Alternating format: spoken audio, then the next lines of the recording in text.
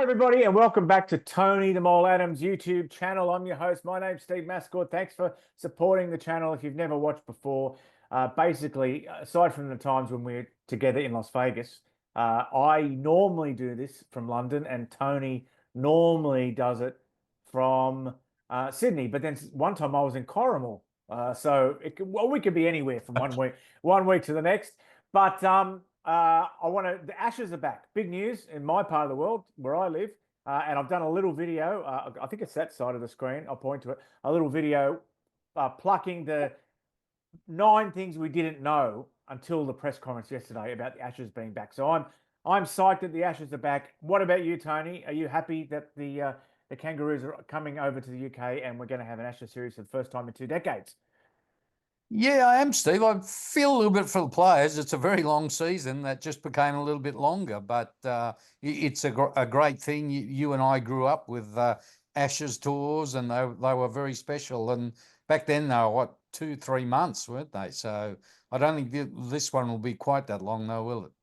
No, I don't think now. You have to question whether with the RLPA and all the rules and stuff around it, which is, fully justified, but I don't think it's even possible to have a proper tour anymore. I think if they were going to play club games and go to France, they would have had to bring a much bigger squad.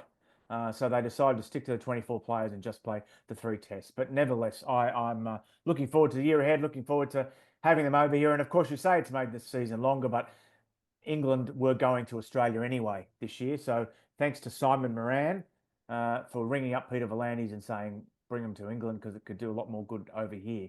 Now, Good Tony. man, Simon Moran, a very good mate of Russell Crowe's too. He's a good fella. He is. He's one of the best, the biggest rock promoters in the country. He brought back Oasis, and now he's brought back the Kangaroos. So that's not a bad. And he's the patron of Warrington. Owner. He's an owner, Well, more than a patron. I wish I could be an owner of everything I'm a patron of. That'd be awesome. Tony, now a story that's been kicking around below NRL level, but a really strong story, and it's got to do with Cabra being pulled out of a grassroots competition in New South Wales at the behest of Parramatta Leagues Club. Have I got that right? Parramatta would probably argue, Steve, it's a very political one. But basically, Cabramatta's a big area, and it's kind of a feeder club for the Eels.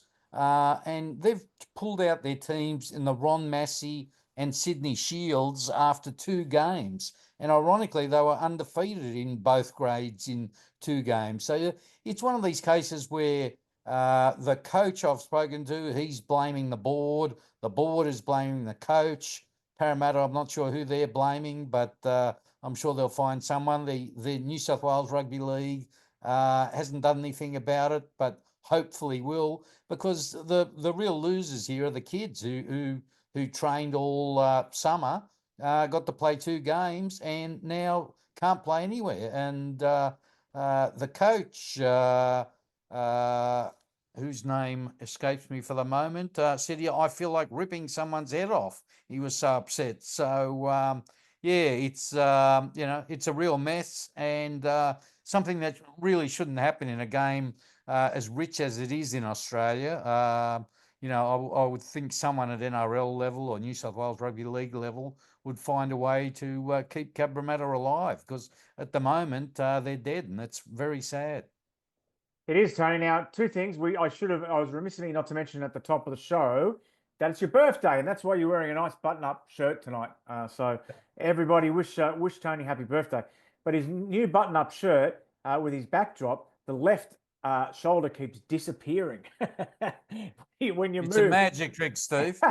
so maybe move a little bit closer to the camera, or more to the center of the screen. Now, Titans, you got the lead of the Midweek Scoops, and we encourage you to read through the links in the show description.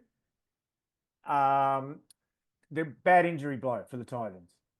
Yeah, it is. Keanu Kinney, it's out there now, but I was the first to break it. It's a very sad story. He injured his neck on the weekend, and no one knew how serious it was, but he's going to have to undergo surgery. He's out for at least 4 to 5 months, which these days may as well be the season. And he is the reigning Paul Broughton medalist as the Titans Player of the Year, and probably underrated with all the great fullbacks in the game, but a real important man to the Titans. And I saw the Titans as a good chance to finals footy this year. Well, it's going to be a lot harder without Keanu Kinney there. Now, a fellow that we mentioned, we brought back the Mountains and Molehills series, which we started a couple of years ago, and we talked about this fella in that episode. And Tony, now your whole body's disappeared, so move your head up a little bit. Talon de Silva. That's much better. Yeah, much better. Talon de Silva. We talked about him in the last in Mountains and Molehills, but you've got an item about him and the fact that he's in demand, but the other clubs chasing him are set for a disappointment.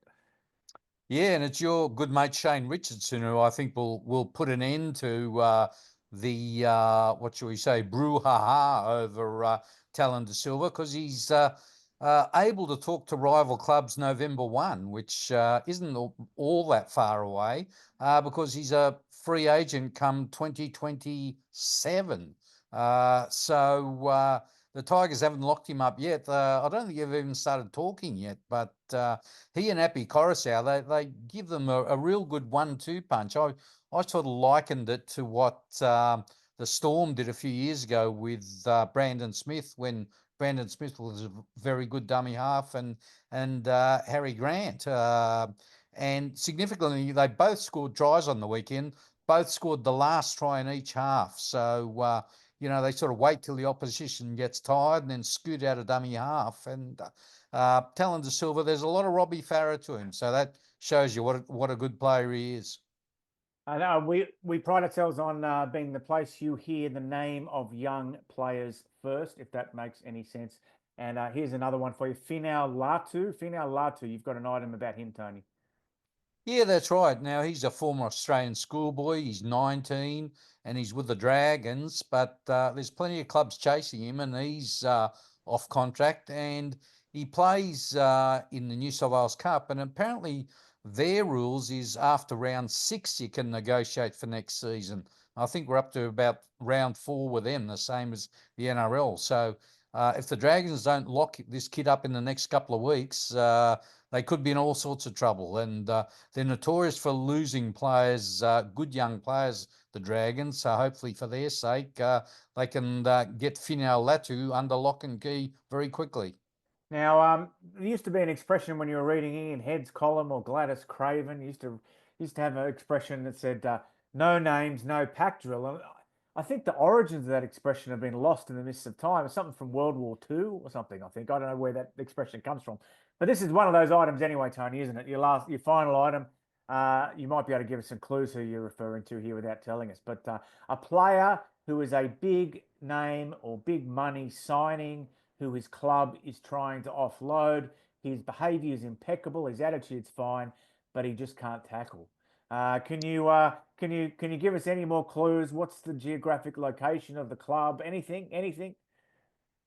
Last time I had an item like this, it got me in all sorts of trouble, Steve. So I'm going to tread very carefully because people take guesses. Sometimes the guesses are spot on. Sometimes they're way off the mark. But he is a very well recognised player. Like I said, a big name, on good money, scores plenty of tries, but sadly lets in quite a few as well. So his club's decided he's probably not worth the risks, shall we say. Clubs being what they are, this could change in a couple of weeks if they get a couple of wins and he makes a few tackles. So it's by no means decided, but it's sort of one of these watch this space. So you'll certainly stay till the end of this season, and then I guess the club will reassess things.